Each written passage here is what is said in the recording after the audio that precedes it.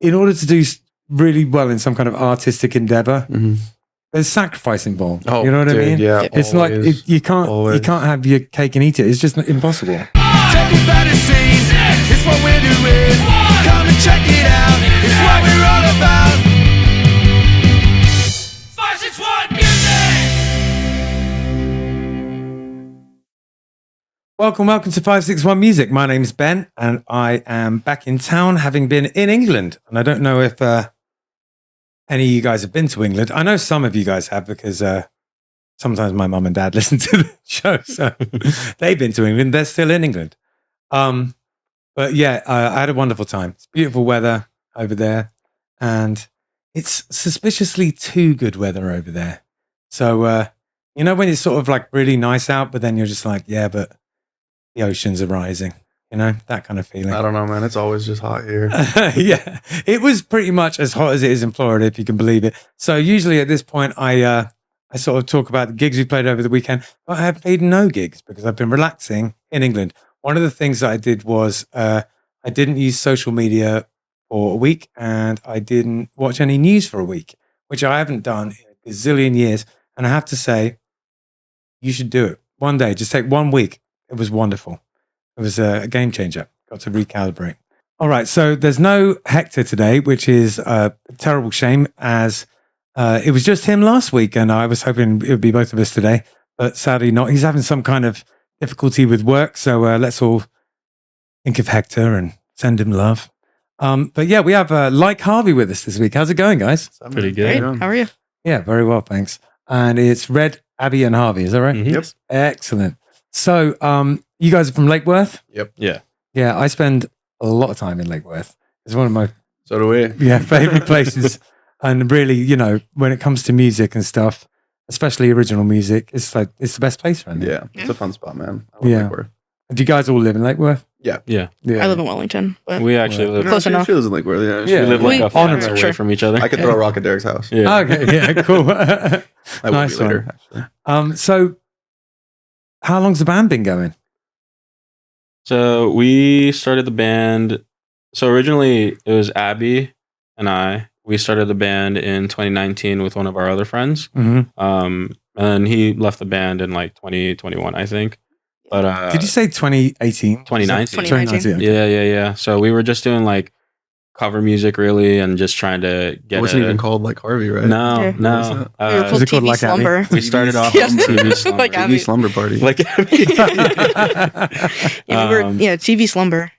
those days. TV Slumber. Yeah, that was our original band name. Steve Cut. And yeah, we just started playing out with Soul Fam Okay. and going to the open mics, the AMP open mic. Yeah. And you know, we went through a plethora of bandmates. Yeah, it happens. But Abby and I stuck together throughout the entire thing. There was a lot of times where we were like, yo, this is hard. yeah. We really but- questioned if it was worth it. Yeah, But- we stuck it out though. And, Well, I feel like two people, you know, very often that's the kind of, as long as two people are kind of in it to win it, then, Mhm. you know, everything else can kind of coalesce around that. I think if it's just one person trying to make it happen, that's pretty lonely. But the two people, and you got a chance at that point, you know, Yeah. the nugget of if the really strong bit of the band is these two people, it's probably going to be okay eventually. Yeah, I mean, her and I have had a vision for the band since we started it, and you know, with people coming in and out, it got really rocky for a while. But AJ or Red started he started playing with us just as a cover, As you a know, hired gun. a hired gun, and it was fun. I remember that first gig that you played with us, and it was The axe throwing bar. the axe Yeah. throwing bar, and it was outdoor. It was with Adrian at the time, who was playing guitar with us, and I've never played in an axe throwing bar. It was. It I never paid thought I well full would. experience. Yeah, You know, the and thing they about paid axe well. throwing bars is, for me, Yeah. the thing about axe throwing bars Think about axe throwing One- bars. one No, day- please tell me. if you have an axe throwing bar, one day someone is going to get hit by an axe. Yeah. It's just bound to happen. They bounce back at you. Mhm. Oh, okay.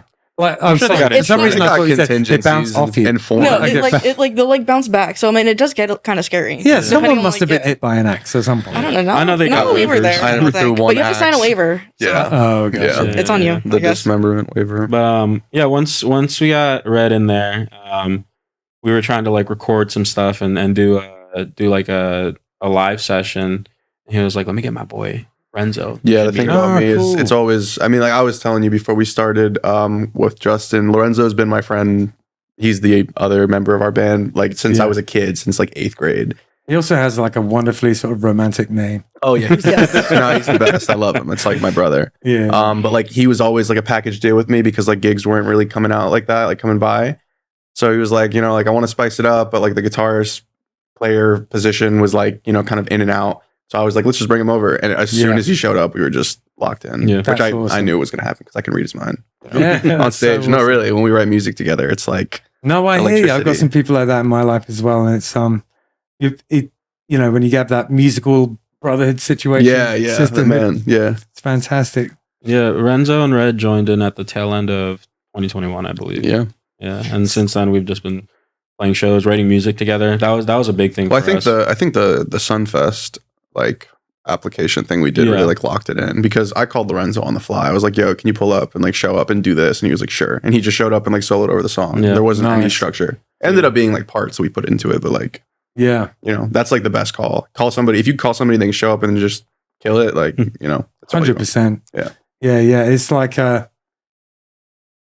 you know, nice work if you can get it. you Yeah, know? absolutely. No, I mean, dude, it doesn't honestly, especially today. Like, I'm sure you could tell, it doesn't come around too often. So, like, you know, if you get a chance to like really show out in front of some people to like, you know, start something, like, definitely give it your all for sure. Yeah, no doubt about it. I do some session work here and there. Yeah. But it's like, you know, I couldn't rely on it as an income source, but it's nice when it rolls around. You know? Yeah. Yeah. So that's quite a long time then. You guys have like, you know, you're sort of, I feel like this is a good spot for a band. You like, into, you know, 4 or 5 years of being like a solid unit, like, you know, probably 4 years being a solid unit. Like, you know, you're not sick of each other yet, but you all know where you're trying to get to. No, we honestly are all very like good with each other. Obviously, Yeah. there's like road bumps that come along, but like, you know, there's nothing that like any band can work as long as you guys just like talk to each other. You know, at Totally. the end of the day, it's like if you just don't want to deal with it, then you don't want to deal with it. But you know, it's like family. Do you guys stick to like sort of original shows, or do you ever venture into the 3-hour territory of making money? We like that? used to Mhm. Yeah, that was our, a crap our big. ton. Yeah. That was our bread and That was butter. the axe throwing bar. When- Yeah, yeah, that when- was the Yeah. Gotcha. Yeah. When Red joined up was when we were doing the 3-hour gigs and the 2-hour and whenever we could do cover 50 music, we minutes would to do. Fort Lauderdale load I feel in. like Yeah. And that he kind of got us out midnight of that. load out. Yeah. I wouldn't say I got you out of it. I was just like, No, yo, we we like, still did you it kind of here like and there. our mindset though. I just you kept were like, telling- we can do. yeah. I just kept saying like we need to just like Shows. make music. Like let's write songs. And then like Yeah. the EP songs started forming in that middle ground. And then we were like, let's just play shows. And then it was from playing shows that our producer met us and was like, I'll do the whole record for free. Mhm. Yeah. Like, I love this. That's fantastic. Which we could talk about later for show. And yeah, We no are very doubt about lucky. it. I've been listening to the music, and there's no way we're not talking about the record. It's Shout out, amazing. Monty. But yeah, like I always feel like it's one of those things with it's a luxury round here that you can play music for money, because there's a lot of Yeah. places I've lived in my life where that's not even an option. Yeah. But it's also it's a cul-de-sac. It's like a dead end, you know. Yeah. It's easy to get stuck there. Yeah. So you know, what I generally sort of try and do is there's been periods in my life where I've just kind of turned around, 6 months have passed, and I've just been playing a ton of those gigs and like not Yeah. been thinking about it. Oh yeah, I've been there. Yeah. For sure. For sure. But like For you know, I much prefer to sort of be able to make money that way, but also but eyes on the prize, you know, like I the feel like original you music. have to do it to get there.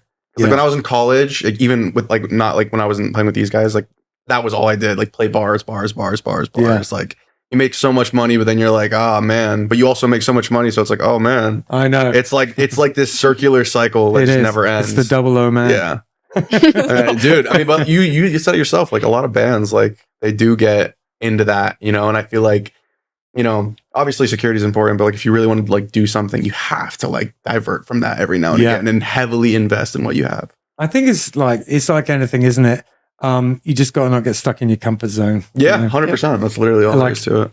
musically, but also just, you know, financially. And Yeah. you know, someone was saying, so I heard someone say a long time ago, and it's absolutely true, that if something's worth doing, then something else in your life is going to suffer because of it. Like, it's like, in order to do really well in some kind of artistic endeavor, there's sacrifice involved. Oh, you know what I dude, mean? Yeah, It's like always. you always. can't have your cake and eat it. It's just impossible. I have many times not eaten the cake for sure. Yeah. Dude. But I don't know. I feel like I sort of lived that in my sort of 20s. I really sort of embraced that and was on tour all the time and had no money. These days, I'm trying to have my cake and eat it. But, I don't know whether I'll manage it or not. Yeah. No, I mean, but like you said, the only way you can get to that point is like experiencing it, you know? Like Yeah. time on the field is really important for musicians, especially like young bands that want to just like be where they like everyone else is, you know what I mean? Like you gotta Totally. like suffer. We've definitely suffered. We played shows where like there was like our parents were there. Yeah. You know what I mean? Or like what's like a bad one? I love hearing about people's weird Yeah, shows. what's a bad one? This used to be a question. It's a great question. Every band has one, dude. I mean, we've had some pretty not fun ones. not like a no PA like situation, like something worse.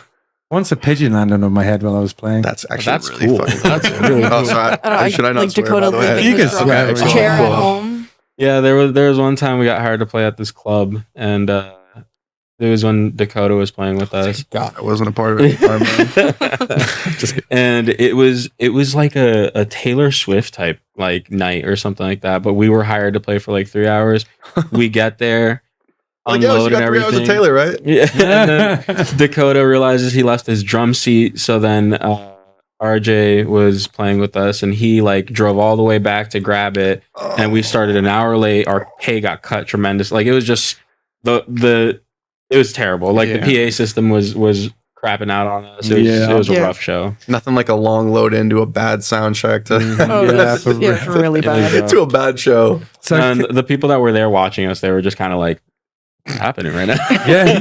Yo, it's the base. We didn't fit the vibe at all. No, not It was a very, Taylor like- Swift. I came for Well, I Taylor. don't know if That's it was a not Taylor fair. Swift night. It was but something it was like just that. I like I this can't all think that of it where was it a Taylor was. Swift. It would've been Let's really pretend it was a funny. Taylor Swift. but it's like a You guys ever heard of boat Backseat Lovers? themed kind of club. Like, Oh, it was it's yeah. in like, Del Rey, that place. No, it was in No. West Palm. Okay. It's across the street from Sassafras, I think. Okay. Yeah, I don't think it I've started ever with been a there. C. I can't remember. I have no idea, but I don't know. We kind of just Yeah, no, got we the did- we did gig, not fit the and vibe. we were like, okay.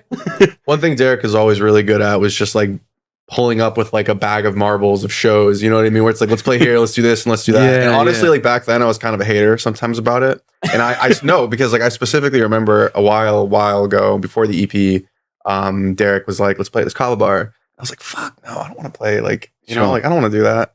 Whatever. Like nothing personal. I just like I don't know. I was just I being get like it. I get it. big headed about it in the moment. That's my flaw. And that show was the one that our producer came to. That he was Ah. like, "Yo, let me make the EP." Which Carver bar was it? It's Coastal Kava. Yeah. Coastal Okay. Kava Yeah. in West It's- Palm. It's, yeah, not, yeah. it's not too far from here. Actually. No, not that. Oh, it's the far. one that's got like the you know, I was talking to them recently about doing a show that it's a like, lot of our band's history is rooted in the Kava bar scene. Yeah. We all met Yeah. each other in there. Yeah. pretty oh, much. cool. Yeah. The I go to a Carver bar in Jupiter.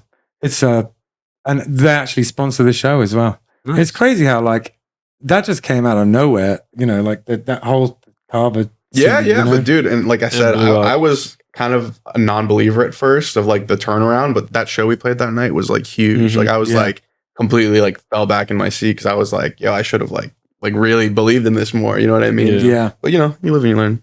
I think that might be the only spot that I can think of that really successfully has bands. Yeah, honestly. There's some places that'll have like, for a while I was doing those kind of 3-hour gigs where you sit in the corner and play acoustic guitar in Carver bars and like You used to do that. yeah, sometimes I do it with the loop or sometimes I don't. And I've done that in a bunch of Carver bars, but it's like it never really felt like that good. Like it almost sometimes it felt like I could have just not been there. You know what I mean? But like That boy Harvey does damage with an acoustic guitar and some reverb. That that's man will have you crying. awesome. Yeah. Yeah, so I don't know, because I feel like alcohol, Mhm. despite the fact I don't drink it, Mhm. alcohol just sort of like loosens people up and makes them want to listen to music maybe a bit more than Carver and Croughton does. Mm. I don't know. It's just a different atmosphere. You know what I mean? I mean, like again, I personally also was on that side of the fence, but like kava bars are also very heavily community driven in terms of like, you know, True. like when they come together to do something, it's like everyone that goes to that bar will pitch in some way to like make it. So if you have 50 regulars pull up and they all bring something, you have a whole night. It's not even just a show. Like you have a whole event. You know? I'd love to try and organize something with bands. We were talking to them. Hector and I were in there the other day talking about maybe doing a 561 music event in there. So we're gonna make that happen. They're really cool with events too. So you should definitely hit them up. Yeah, wicked.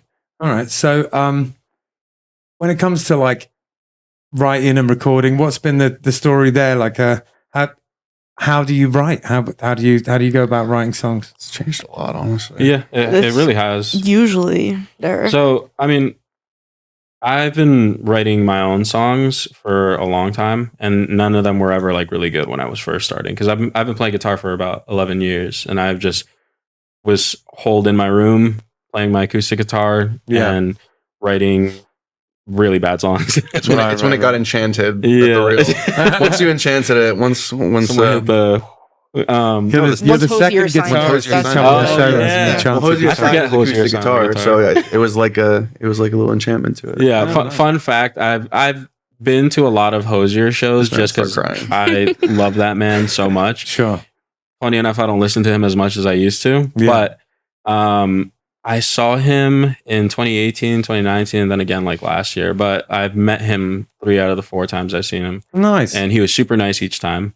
And the second time that I saw him, no, it was the third time, I was like, here's my guitar, can you sign it? And there's like a video of it online where he like signed my guitar, and I was just I was crying. I was so excited. Sick. And yeah, after he signed it, I guess that was what I needed to start writing. Just like something happened. That's so cool. Harvey's definitely the heartbeat of this band, though. For sure. Everything starts with, hey guys, Slow Down, that song you just listened to, which was like that whole concoction of music. Yeah. It all started with Derek just playing that intro riff, chord progression, and then we like played to it, we jammed to it, and then like, the rest, it kind of just happened. I don't even really remember how we wrote that song. It was I feel like that's how we usually jammed out that song. And then we just jam out a song and then we figure out what parts stick. Sorry, I didn't mean to interrupt. No. You guys definitely seem like a band that kind of writes from jams. You can hear we used to. Yeah, I mean, you can definitely hear it in, we don't in really the songs. Do it too much. Maybe we should. I mean, we we're trying to change our writing style with how we're doing. We just meet up in the studio now and kind of like, now it's more like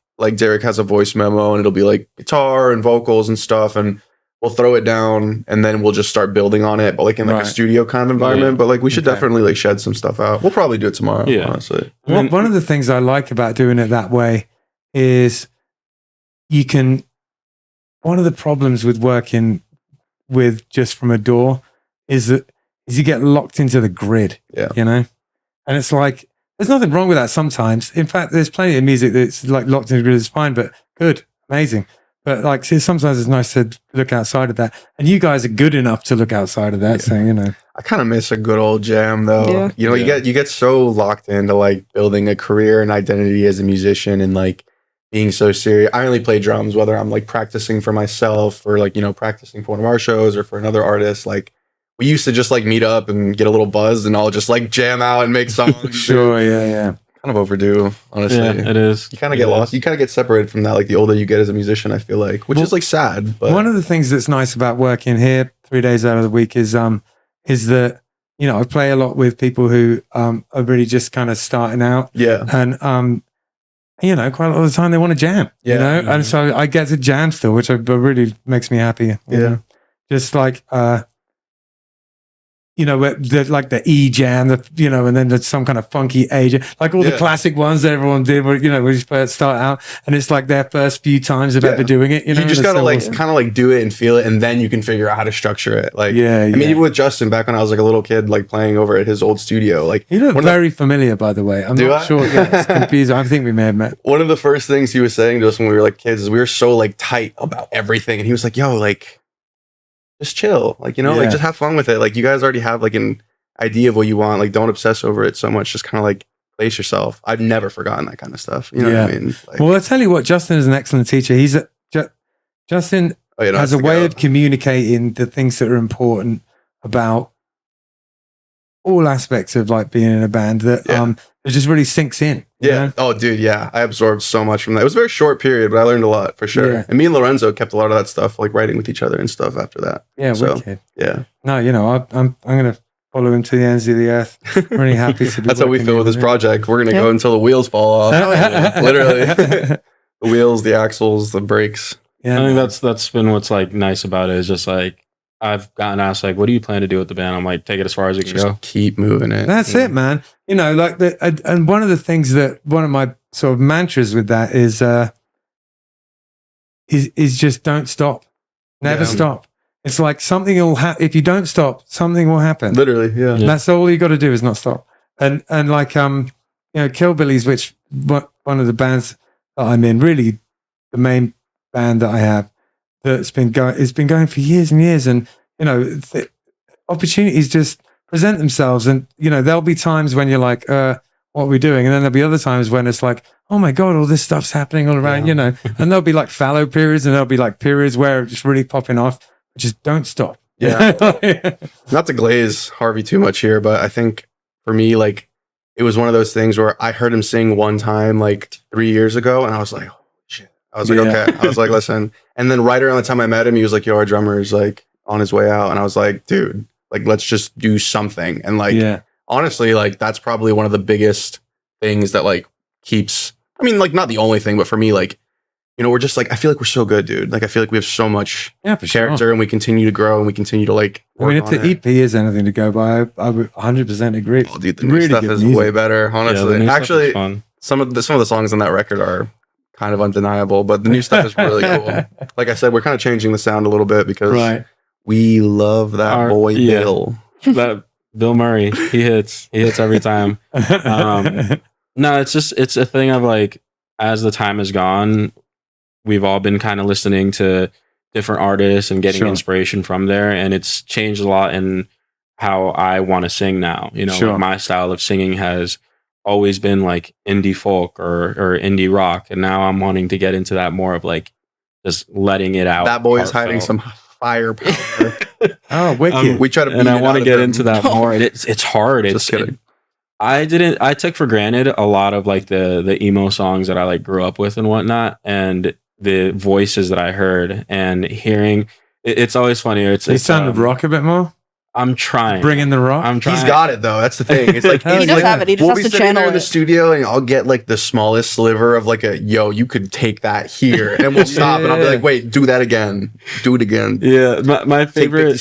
One of my favorite like memes that I see is based like with Midwest emo, where it's just like the most beautiful guitar you've ever heard, and then some trash vocalist. And that's kind of like that's the sound that just tickles my brain. And I he has this whine. He can do this whine thing that it's like it's kind of like Hot Mulligan, like that like, you know, Hot Mulligan, that whiny yell, but it's still a note and it still sounds cool. Totally. He's got it. I need to get more into it, but I like listening to that kind of music has definitely changed up like the way I've approached like writing either little riffs or little just parts of songs. And you know, with our writing process now, we're a lot more together in it. Yeah. Whereas like when we first started, it was just me bringing in ideas like, hey, this is a song idea I've had for like over a year or 2 years. I've been sitting on it. Let's do something with it.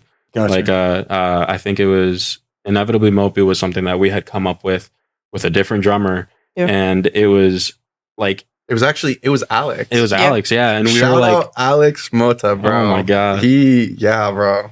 We cooked on it with Alex, and then Alex couldn't, you know, make the transfer. I heard the voice memo like once. It was the travel for Alex. He lives a lot farther than anyone else. So it was like not working out, and we kept that voice memo, showed it to Red and Renzo, and then we just started cooking on it. And nice. He's like the gnarliest drummer you'll ever see, dude. Alex was so out of his friggin' mind. He is so good. He's still playing. He's probably playing drums right now. Mm-hmm. Bro, I promise. It was a lot of fun having him while we did. But overall, like, you know, the writing process has changed so much, and we're kind of like just having fun with everything that we're doing in the writing process. Do you know about At the Drive-In? Have you heard of those guys? If anyone knows of any bands in the state of Florida, the reason I ask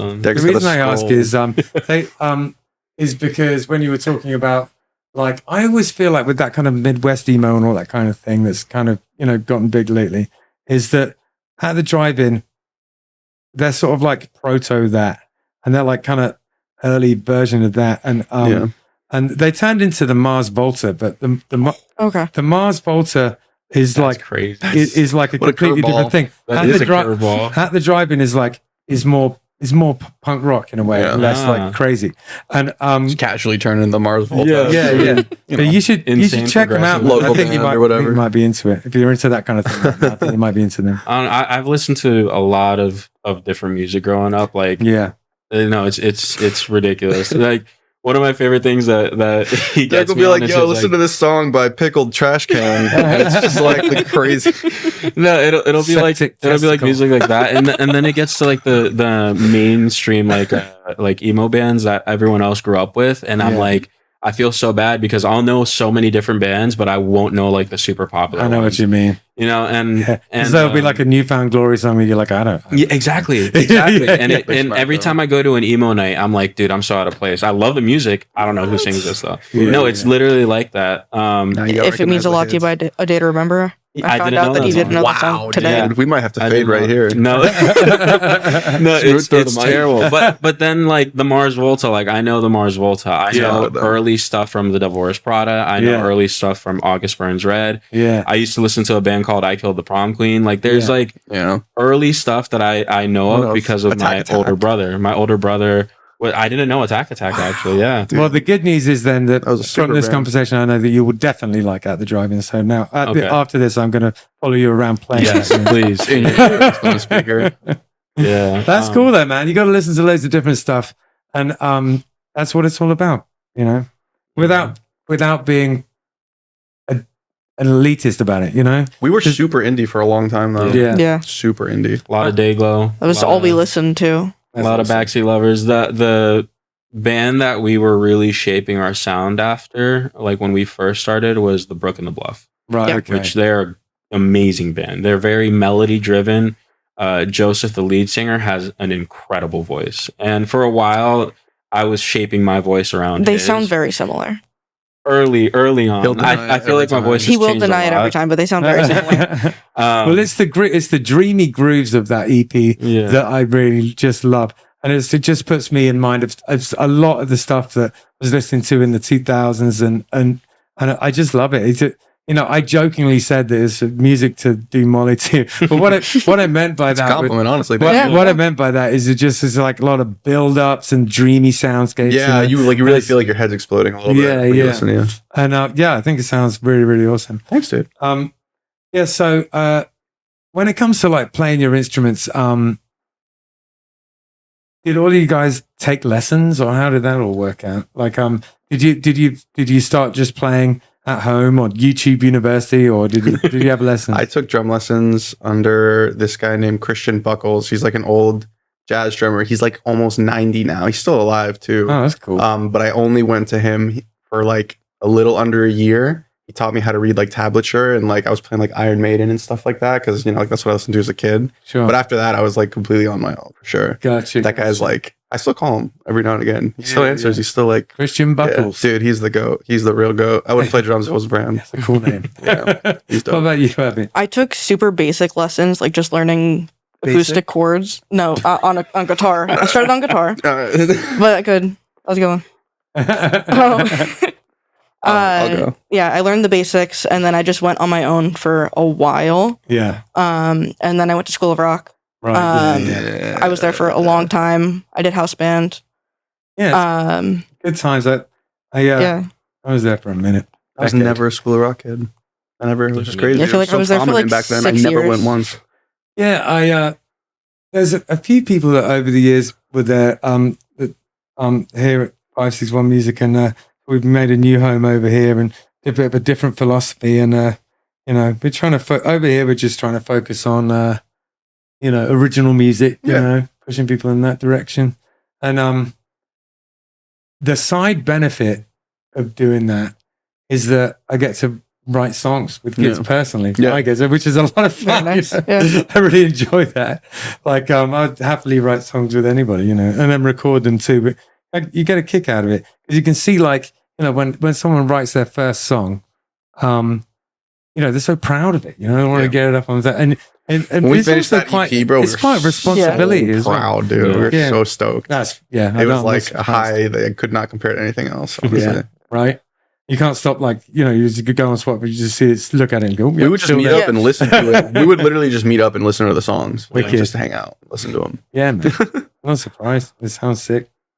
What about you, man? Did you ever take lessons and all that? So I lived in this neighborhood with my best friend and at the time, and I had been begging him to teach me guitar. His name's Robert. Right. I was telling Robert, I was like, please teach me guitar, because my family is pretty musical. Like my grandpa played guitar. I have a cousin who plays guitar, and my other older cousin, like, he was super into like heavy metal and whatnot. He's who got me into metal and all that. Right. But Robert was like, you're not gonna touch my guitars. You got to get your own first, and then I'll teach you. What a savage. Yeah, he's super savage. Like, bro, about let me it. play. And for Christmas, a family friend got me like that, Guitar Center Squire Strat. Yeah, with sure. the amp Yeah. and everything. And I brought it over to him, and I was like, right now. Yeah. So he started teaching me, and I regret it almost every day. He wanted to teach me music theory, and I was like, that's boring. I want to play other songs. Yeah. And he taught me for a few months. He's who started me off, and then YouTube University, I started learning. Never fails. I started learning a lot of stuff from like Gareth Evans was one. Right. He was a very good instructor, and he's who I learned cherry wine off of. Like that was one of I was like 3 months into guitar, like not knowing what I was doing, and I was like, I want to learn cherry wine. And it took me like 3 months to like really get it down, and then that was like the only song I played for a while, and That's awesome. just overall just keeping on with playing guitar every day till 4 a.m. My mom would get really tired of hearing me. She'd be like, she'd come to the door and she'd be like, Daddy, it's 4 a.m. Oh man, It's like, please. that was me and my brother. My brother is a drummer, and it's been a while since we've had a jam there.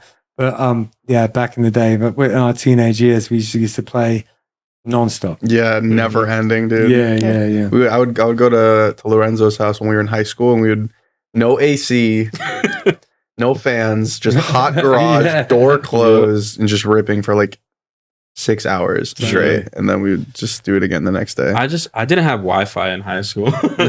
like I grew up. What a crazy thing to pull out of the No, literally. I guess I didn't have internet growing up. For me, it was a thing. Once I pushed over, like my family was struggling. You And just I tipping I had no Wi-Fi. I had an Xbox 360 that was a hand-me-down. I played Skyrim for a couple hours, but for Bro, you're set. the next 6 hours, I was like just playing guitar. Yeah, You're And set. What do you on Skyrim? Guitar? on terrible living, guitars man. too. I didn't get like my first nice guitar till I was like senior year right. of high school, and I had been playing for like 3 or 4 years by that time. Yeah, that's awesome. That's the way to do it too. I tell you what, like, a Squire Strat of any quality, that'll do you for a bit. You can get a lot. I still have that guitar, and I like take a look at it every now and then, and I'm like, the action on this is crazy. My first guitar was I wish my fingers were still that strong. my first guitar was a mini Costco Squire Strat. It wasn't even a full size guitar. My little sister asked for one because she was like going through that phase where she was like, I want to do this, and then she threw it away, and I learned how to play on that tiny little guitar. Yeah, sure. I played There's a it. couple of those little ones knocking around here for the kids, and they're quite fun to play. I don't know, I would play Play one of those the little same guitars. 3 songs, Mhm. 8 hours a day. Oh yeah, it was Yeah. fun. Yeah, man. So I'm trying to learn the banjo at the moment, but I'll tell you what. I have one. Abby is also I don't. I on the haven't banjo played it in a quest. while, Yeah, but it's just my I banjo didn't get breakdown. that good before I. instrument du Yeah. jour. Yeah, it's surprisingly, but the stuff I want to do on it is hard. It's just because it's like the melodic style, like picking is just, Yeah. I don't know, it's a lot. But I'm getting there. Because like, that's the kind of banjo when I listen to banjo that I like to listen to. Of course, it would turn out that the type of banjo I like is the hardest banjo. Of course, it had to be that. But, oh well. How are you getting on it? I was learning I got into a very big Noah Kahn kick. Right, yeah. I remember that. So yeah, I mean, I'm still kind of in it, It's never gonna end. but Yeah. it hasn't. it doesn't have But to. yeah, no, I got it for Hanukkah because I really wanted to Oh, that's awesome. play along with him. Well, I have to keep tabs, and maybe one day we can have a banjo off, like dueling banjos together. The most interesting instrument that I've seen recently is Do you know who Ravi Shankar is? You know who that is? It's So you know the Beatles have a sitar player sometimes in some of their songs. Yeah. That's him. Okay. Oh wow. And I saw his daughter, who I embarrassingly forget the name of, in the Albert Hall with my mum and dad last week. So she was a sitar with an orchestra. And Wow. she'd Really cool. written this whole thing. It was That's the cool. sitar is amazing, man. If I had like if I had 10 years that I could just dedicate to something, it might be that. Like it's so You could find a way to put the banjo in a song, yeah. like a really goofy kind of way. I really want to get so Hmm? Abby for some reason just always has like the best instruments. It's ridiculous. That's I awesome. get so jealous. I've told her put those in the will for me. Yeah, there you go. Will. Yeah, and if you Yeah, disappear, he really wants you my know, jazz master. She has a really nice jazz Wait a master. minute. Let's talk. Yeah. Let's have a conversation. Let's not There's get a ahead of jazz ourselves. master that she's loaned to me before, I and mean, you guys use, leave it and at the I studio love anyway it. this week. Yes. You don't have And, to. Can I borrow it? Look at that, discussing it. No, she You can has borrow the it. banjo. And Dude. she has like a 5-string bass, Sick. a regular 4-string 5-string bass. bass at my house. But Yes. I think the coolest guitar that she has right now is the My rubber bridge. Yeah, that. Oh What- yeah, the they're wobble cool. bridge. Yeah, I just got Yeah, the yeah. orange wood rubber bridge. It's really I cool. love it so much. So Orangewood, for me, I just love that company. Right? Yeah. I was borrowed for a long time. It's a $300 acoustic guitar, one of theirs, and I just couldn't believe how good it was for $300. It's amazing, just a regular acoustic guitar, kind of like a Martin clone kind of thing. Mhm. And then, due to one reason or another, actually because it was John Leonard's guitar, who was a friend of mine, who he had initially lent to me. of course, yeah. He had this initially lent I to got one me of those in my so that I could give it to a student here, which I did. But then they gave it back to me, and then I ended up just kind of keeping it for ages, which was a bit cheeky. So anyway, I eventually gave it to another kid just recently. I got myself another Orangewood, but this time I got like a really nice Orangewood because I figure if they can make a $300 guitar that's that good, if I spend some money on it, it's going to be amazing. Yeah. And lo and behold, it is amazing. Yeah. This guitar's No, they're great. beautiful. Yeah, Yeah. yeah. Totally. And I've had to go on one of those rubber bridge ones. They're awesome. My friend Ricky has one. I love it. Yeah, Shout yeah. out Ricky. Yeah, Shout out sweet. Ricky. Yeah. No, if there's I mean, we've talked about sponsorships before in the band and whatnot. Yeah. Orangewood would be a really cool one. Yeah. If we got Yeah. out there, Right? You know, like to I've just been get thinking the exact same just thing. get sent an Orangewood Better guitar. work that Yeah. marketing. boy. Orangewood. Orangewood. Please. Where are you? Please, Please. please. Please, Please, Orangewood. please, please. My name is Ben Charles. I play in a band called Killbillies. This is my podcast. Please sponsor me. Orangewood has always been a cool one. I really wanted to get like when they first started like spraying up was when I saw the ads for that and everything, and it was right around the time I have a Seagull. That's my it desperately needs a setup right now. Right. Yeah. But the Orangewood guitars started coming out and getting like not popular. They were still like $250 for a guitar and whatnot. And I was begging for one. Like my siblings, just like, please help me get one. And they were like, nah, you're good. You just got a guitar. And I'm like, Yeah. I don't understand how they're so good and so cheap. The whole thing just blows my mind. We shouldn't have talked about it, and now even more people know. We're on a tangent now. Yeah, yeah, But that's how it happens, man. You know, people keep saying that, and then eventually they're $5,000. yeah, exactly, exactly. Anyways, so what I think we're going to do now is we're going to take a short break. We're going to listen to some of your music. We're going to come back, talk about it, and then we're going to talk about what you got coming up, and then we're going to get out of here. Sound good? Cool. Sweet. All right, wicked. Oh, you probably just need way more. Hold up.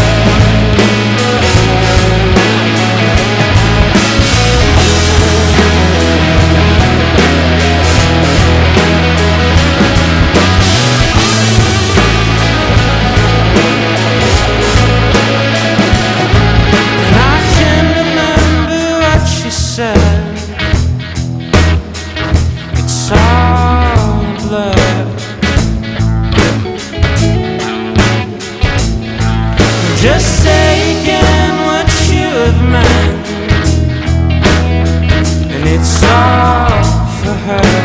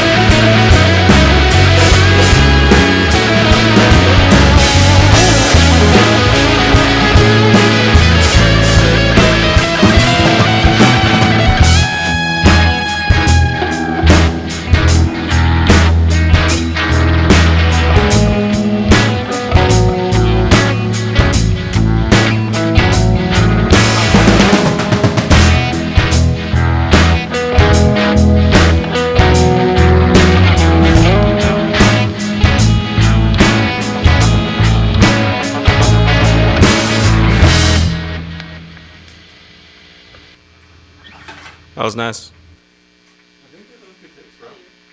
Welcome to 561 Music. We have some very exciting news.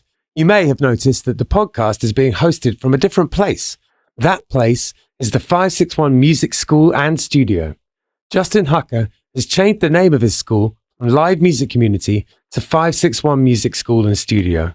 We have joined forces and now everything has the same name. The podcast, the festival and the school are now all under the umbrella of 561 Music. If you've been listening to the podcast for a long time, you will know that every week in this spot, we used to do an ad for Live Music Community. Now, Live Music Community has become 561 Music. We are still on North Lake Boulevard, but we have moved to 524 North Lake Boulevard, Suite A, North Palm Beach, Florida. It is east from the old location, and boy oh boy is it an upgrade. We now have a studio that is far bigger and more advanced. Bigger lesson rooms and 3 big spaces for recording bands and practicing. We now offer more opportunities for recording your band and provide more practice space to hone your skills. The heart of 561 Music School and Studio is still tuition. We train both young people and adults one-on-one and also in groups to be real bands, teaching you how to play your instrument not only by yourself but with others as well. We help you learn to write and record a song, how to brand and market your band, how to design and produce merchandise, how to get shows, how to act at shows, how to perform, how to organize tours, how to reach out to labels, the ins and outs of protecting your intellectual property, and much more. 561 Music is a one-stop shop for all your music and performance-related needs. We are also set up to help you record music videos, how to manage social media, how to create content for social media, and everything that is required of a person trying to break into the music industry in 2025. Come by the studio at 524 North Lake Boulevard in North Palm Beach and check out the new digs. We are online at 561musicstudio.com. Fill out the form online and come for your free first trial lesson. We are open daily by appointment or just walk up and say hi. We're here most days of the week from 3 p.m. for walk-in inquiries. Okay, so we were just listening to an ad for 561 Music, which is where we're sitting right now. And the question that I always ask right after that is, do you have any advice for upcoming musicians or people just getting into it or really people getting into any kind of creative thing? And any of you guys can answer that, or all. Don't stop. Yeah, That's Hell yeah. yeah. that's my advice. If any of us stopped, we wouldn't be here right now. Absolutely. That's fantastic. Anyone else got any pearls of wisdom? I think you really have to believe in like what you have to like. You have to have something to say. That's what I think one of the biggest things is like, you know, product with no essence is just, you know, nothing. But like if you actually, you know, if you listen to a lot of these songs, like Derek's talking about, like some pretty real, you know, touchy stuff and metaphors that allude to, you know, real experiences. And I think we all feel that way. So like you really just gotta like, I don't know, you gotta want it more than anybody else, you know. I feel like, more than anything else. And that's it, you know, like it's got to come from the heart.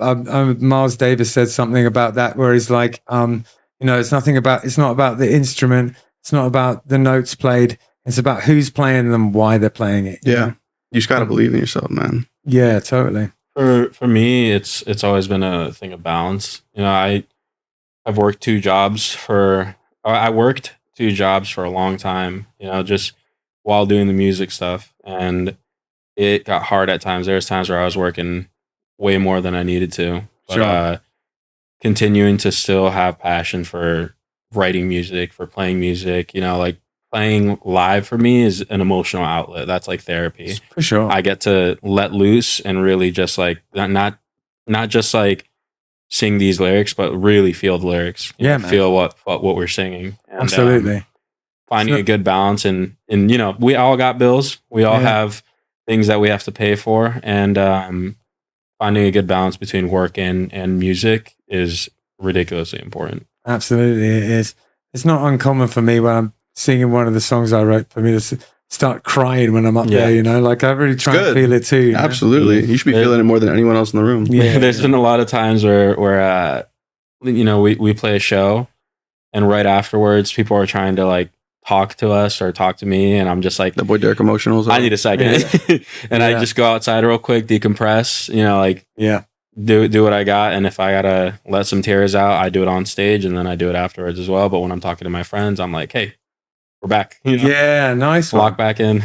That's awesome. I'm so glad that you guys, you know, take it so serious and you really mean it. That's you got it. You got it, man. Yeah. If you don't, then you're just, you know, you're just driving in a circle. It's just never gonna end.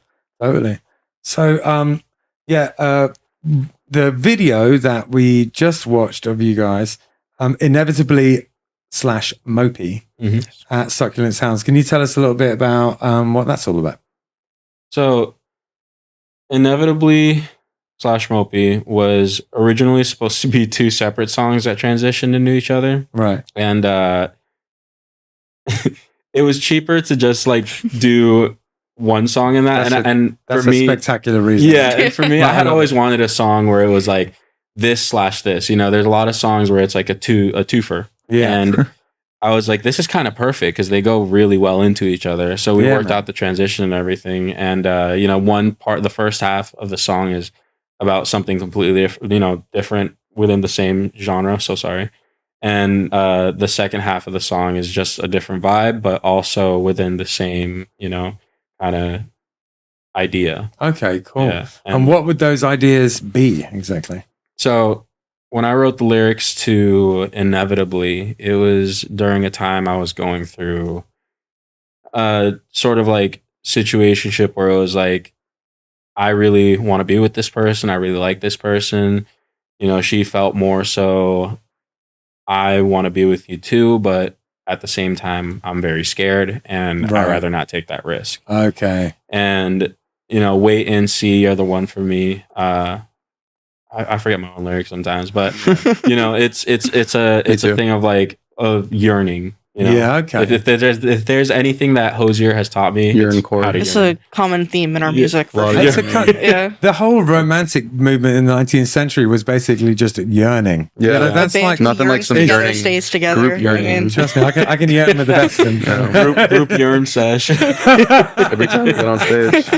Oh man. But And then Your I think I think your you encore is found it. good. Your encore is so good.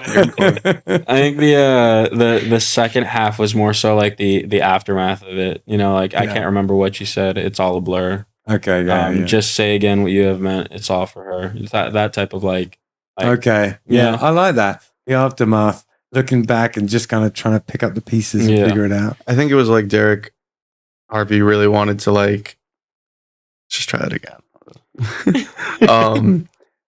Harvey really wanted to capture a strong feeling. So Lorenzo, our guitar player, like really shined in that moment, like with the structure of the song, like leading Right. to like towards the end of it, of like again starting this trend of like, you know, a building resentment into a, you know, explosive, like emotional display. Yeah, I mean, he worked his solo and his parts like more times than I could count. And with the final product, like the final solo of that song on record is one of my favorite solos he's like ever written. really Yeah. good. Yeah. It's really yeah, good. sick. I mean, he can play. Damn. Yeah, he Yeah. can fucking play. Yeah, He goes nuts. Me and him grew up playing metal, like speed Yeah. metal, like Yeah. Megadeth, like Metallica, like Sure. even crazier stuff than that. Yeah, So like when we started playing it in the indie scene, we were like, what are we doing here? yeah, Like we must have gotten lost somewhere. But I mean, it's turned into what Like Harvey is now. And again, Bill Murray really came around and like took, you know, what Harvey has and what we came up from and just brought it together. Because it's Yeah. like now you have indie metal, you have Yeah. folk metal, Yeah, I remember. banjo breakdowns, you name it.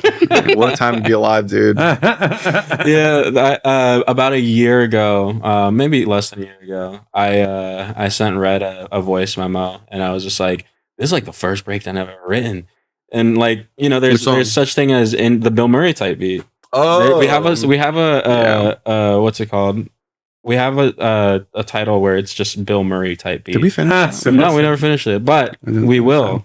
And it's very much like very just finger picking with a lot of reverb. You remember? It clicked, it sick. clicked. It's finger picking with a lot of reverb, and then out of nowhere, it's just dun dun dun dun, and long drawn out, Yeah, like big musical yeah, parts. yeah. Sick. And it was like one of my, not my first time playing with open tunings or anything, but this is a tuning where I really like. I made the tuning for the song type. What is it? So it's the low E is now a G, Mhm. tuned up to a G, and the high E is tuned down to a D. Okay, So yeah, it's a yeah. mixture of like you know Sparks by Coldplay. Yeah, Yeah, it was that, but I was like, I really want the low end to pop more, and I feel like I was like, I'm gonna have to tune up for this and for a certain part of the song, and it's really cool, like finger picking with the lay part in it, and tuning to G was just the easiest way to play it. Yeah, And when I started playing like it open with the you know heavy chord, I was like, oh, I'm kind of doing what Knocked Loose does. You know, like Yeah. Knocked Loose has their guitarist that plays a lot of inverted chords. Yeah, or something sure, like that. yeah, Yeah, yeah. I remember seeing like a kind of like a video where he was getting interviewed on it. He was like, yeah, it actually makes it sound deeper. And I yeah, was like, oh, it works. totally. It can just thicken it up, just different, more interesting chords, and like that's the wonderful thing about open tunings or just different tunings is it just completely recontextualize all your shapes. All of a sudden, come alive. They're all Mhm. different, and I love it. My favorite tuning is C, G, E, G, B. Is it just that? It's just a drop C. Yeah, I thought you were going to say drop C. Yeah. C, G, D, G, B, E. Yeah. So drop D with a C and a G. Yeah. Sounds So it's like interesting. drop C, then Is yeah, that double drop D? it's drop C and drop. So the A goes down to a G and the E goes down to a D. Okay. So it's just two, both of the Yeah. bottom strings go down one. But the cool thing is when you do that is if you play like an A minor 7 shape, and you just strum the whole guitar, it's like You a lost huge, us. it's like a Super happy. huge I got C. it. I got it. I'm locked in. Yeah, it's like a A minor huge, 7 shape. it just becomes this giant C with like C I at like the bottom. that. And the cool thing is you can play a bunch of stuff because now the A is a G, you can play a bunch of stuff in G using the A, what was the A string as the drone note. Mm. And then when you want to sort of like drop the whole thing down, you can go down to that C. And it's such a cool tuning. I think a lot of that concept too really translate. I think some of the heaviest hitting parts of the songs lie in like the way that Abby kind of like structured her bass lines too. Yeah. Like if you listen and slow down when the band pre-breakdown into the solo like band break thing. The root of it, Abby's playing the higher octave of it, but then she has a 5-string bass, so she drops it down to the low. Nice. Dude, it's the first time I heard it in like a live mix, I like freaked out because if you get a chance to see it live, it's just I don't know how to, dude. It changed the whole we song for faked me. it on the actual recording. Yeah, Yeah, when you save that, But- when you save that 5th string and you don't, and you're like, it's a normal bass. It's not a normal What's bass. All of a Yeah. sudden, the note and slow down like in the pre-chord. C. Yeah, It so goes down to- she plays the C, but then yeah. she also plays like the open, like low yeah. C. Dude, it sounds. No, it's one of my favorite parts of the Abby song. with the 5-string is so dangerous because like You're kind of the unspoken hero Yeah. of the album. Loki. You write her bass lines. No, her bass lines are crazy, and she's a little chill guy. She's not saying all this stuff, little but guy. we'll say it. We'll Yeah, tell that's them. cool. I mean, yeah. It's that for me is the with a low string on a bass need it. is to save it. Yeah, save it and people don't know it's coming, and then it's Yeah, Yeah. use it tastefully, and then when it hits, dude, everyone's Yeah. like, yeah. the whole mix just became like this much bigger. I Yeah, love it, totally. dude. No, I definitely try not to use it too much. Her bass guitar is hot. Like Because when I plug it in, it's hot. It is the hottest bass Because I've the ever fact heard that on. it's so tempting to just kind of be like, well, I've got this low string, so you just play everything. Yeah, no, really it's low. absolutely tempting. Yeah, yeah, No, she's very conservative with it, and it ends That's up awesome. being like perfect. yeah, sick. I just thought of another tuning that I figured out, and I'm so sorry it's so off topic, but No, I love it. it was a really cool tuning that was the worst tuning to get to. So it's off of a guy. His name he since changed his stage name, but it used to be George Ogilvy, Right. some guy from the UK, and he he has a song called Surveillance. He now goes by Route 500. It's Right. cool, really cool project too. But this song was so hard to figure out. I pulled an all-nighter to figure it out off of one strum. It's EA, Yeah, D, yeah, F sharp, yeah. and then EA. Probably me, bro. Like Ah. you're like these not the mad. high strings are like so much slack on them. There's so much slack, it is Oh, scary. weird. And then to tune back to standard from that is the scariest thing ever. That's but I used to wild. play the crap out of that song. and it Jared was so playing much that fun. song, Harvey playing that song is like an out of body experience. It's sick. it's something that we like I remember we were TV Slumber when we like were playing that song as a band. I gotta was- write it down. I Tell think me that was what the that song first is song I again, so heard I you don't forget sing. it. It's called Surveillance by George Surveillance. Ogilvy. I knew something was different about the band when I saw the set list, and it was like Backseat Lovers, Dayglow, and then just Fall of Troy. I was like, what the fuck is that? I was like, like the second rehearsal, I was like, what the fuck is that? And like, oh yeah, no, this I always forget the FCP. FCP remix. FCP remix, yeah. And like, dude, that song was so cool. I'd never heard it, Yeah, and You they'd hadn't always heard that played before? it. No, before I met you guys, no, I Wow. never heard it. Yeah, so the FCP remix was a song that I grew up with from like 6th grade. Like that's when I Awesome. first Guitar heard Hero it. type beat. Huh? Isn't it on Guitar Hero or something? Or am I Yeah, tripping? it Yeah, might I be think on so, yeah. Guitar It Hero. might be. Well, think it is. the first song I heard, because that's the Fall of Troy, right? Yeah. So the Yeah. first song I heard by the Fall of Troy was Act 1, Scene 1. right. Yeah, Insane song. Incredible song. If you have not listened to it, like really listen to that song. But FCP Remix was one that was more popular than that. That's like their number one song, I believe. And I really wanted us to do that. And I think RJ was playing guitar Of with us course, at the yeah. time, That and he boy was- ate that song I was, up. yeah, bro. I was like, "Do you know this song?" And he was like, "On an apple." He was like, "Do I know this song?" Yeah, RJ played Yeah. guitar in Like Harvey at one point. He's one of the deadliest guitar players. He's Like, Yeah. crazy. Insane. period. Crazy. Like, That's awesome. I'll just that's it. But yeah, once Let it we be once we known. started pulling that song out in shows, people who like grew up with metal and with progressive rock and all that, like really showed who they were. Because as People would soon as freak the out. riff started and RJ started playing that, you could look around the room and people go, "Oh my god!" I have dotted Ah, eighth notes sick. like tattooed onto my brain. Yeah, it's a fun song, and we still do it. We pull it out from time to time because not for some we reason. have to practice it before we Oh, play we do. it. God, yeah. But it's not for some reason. I have a deep love for mosh pitting. Yeah, sure. I will jump into mosh pits when I have no business jumping into mosh pits. I almost broke my ankle at one of the sets we played for Monty's like Halloween party thing. yeah. Like my ankle went 90 degrees and then right back. It was Oh, crazy. man. And it was 2 FCP remix. That was a crazy time. Now I tell you what, I'm 44 and I'll still do it. I'll still get in there. I don't always come out unscathed these days. Oh, that's the spirit. Yeah. No, yeah. I mean, it's getting crazy these days, though. Have you It been to is. Rockville recently? no. bro, Yeah, bro. it's brutal in there. Yeah, You won't see me in a Kublai Khan pit.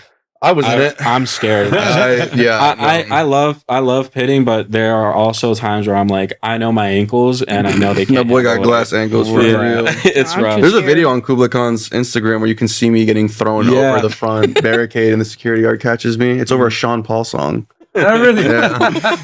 The Rockville video. That's really It was funny. But great. yeah, our fans that come to our shows and whatnot know what to expect, and they Yeah. start mosh pitting to like indie breakdowns. That's so cool. Yeah, like when we do our festival in the summer, I hope that you'll sort of apply to get on it because I reckon you'd be a really good We'd love fit to. for Which it. festival? Absolutely. Yeah. So we do a one, but so this year we did it. You know how there was no Sunfest this year? Mhm. Oh, it's you guys like doing a musical event? Yeah, Yeah. we just Oh, cool. did it there. Oh.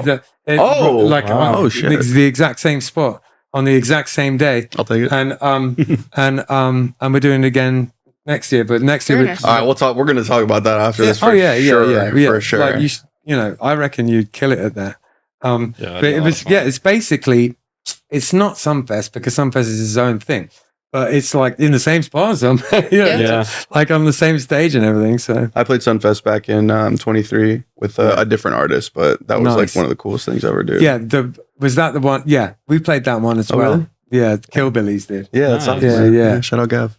Yeah, it was I tell you what, man, it's just been really nice to meet you. I didn't realize how good the band was, and I'm really looking forward to seeing you play.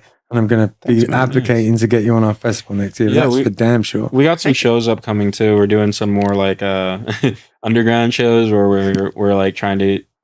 This one's gonna be a fun one because it's at the coffee shop I work at. We're gonna do like an after hour show. Turning it into a stage. And turning it into a stage and kind of doing something like a Welcome to Denny's type beat. Oh, cool.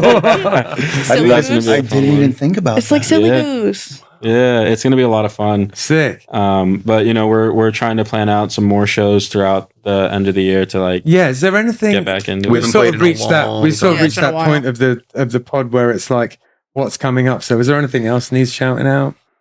Just more music. We Yeah. meet every single week. We have a plethora of ideas. It took some time for us to get kind of accustomed to, meeting up and recording songs, but now we're just getting in there and we're just recording like nonstop. We already have 2 demos ready. One is currently being mixed, worked out, and then the other one will, be next up. But we're just gonna try to like Yeah. pump as many as we can out till the end of the year. Wicked. Yeah. So Yeah. our next song coming out is called Lunatic, and it's going to be a really fun song. So well, I mean, with a name like that, That's a big Lorenzo song. Yeah. Lorenzo Yeah. is the piece de resistance he of that song. is the yeah. lunatic Yeah. of the Yeah. song.